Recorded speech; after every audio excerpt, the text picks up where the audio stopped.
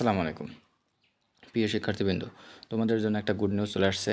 গত ৫ তারিখে সরকার পদত্যাগের পর আমাদের জন্য নতুন একটা আপডেট। দেখো, আপডেটটা হলো মঙ্গলবার থেকে অফিস শিক্ষা প্রতিষ্ঠান খোলা।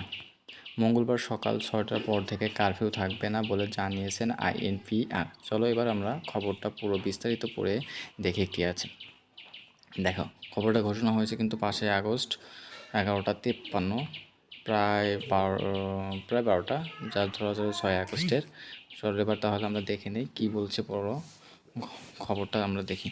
প্রবল গণ আন্দোলনের মুখে অন্তর্বর্তী সরকার গঠনের ঘোষণা আসার পর মঙ্গলবার থেকে অফিস, বিশ্ববিদ্যালয় সহ সব শিক্ষা প্রতিষ্ঠান চালুর ঘোষণা দেওয়া হয়েছে।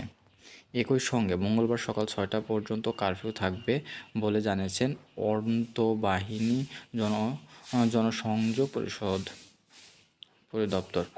সোমবার রাতে আইএসপিআর এক সংবাদ বিজ্ঞপ্তিতে এই তথ্য জানিয়েছেন। বিজ্ঞপ্তিতে বলা হয়, আগামীকাল মঙ্গলবার সকাল হতে বাংলাদেশের সকল সরকারি, আধা সরকারি, স্বায়ত্তশাসিত, আধা স্বায়ত্তশাসিত, বেসরকারি প্রতিষ্ঠান, কলকারখানা, স্কুল, কলেজ, মাদ্রাসা, বিশ্ববিদ্যালয়ের সকল শিক্ষা প্রতিষ্ঠান খোলা থাকবে।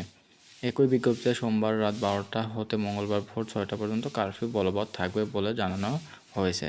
তার মানে আমরা বুঝতে পারলাম যে আমাদের মঙ্গলবার থেকে বা 6 তারিখ থেকে আমাদের শিক্ষা প্রতিষ্ঠানগুলো খোলা।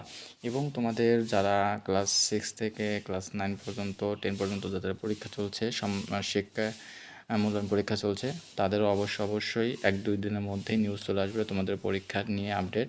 তোমাদের পরীক্ষার সকল আপডেট এবং প্রশ্ন উত্তর আমরা এই চ্যানেলে দিয়ে থাকি। অবশ্যই আমার চ্যানেলটা সাবস্ক্রাইব করে পাশে থাকবা।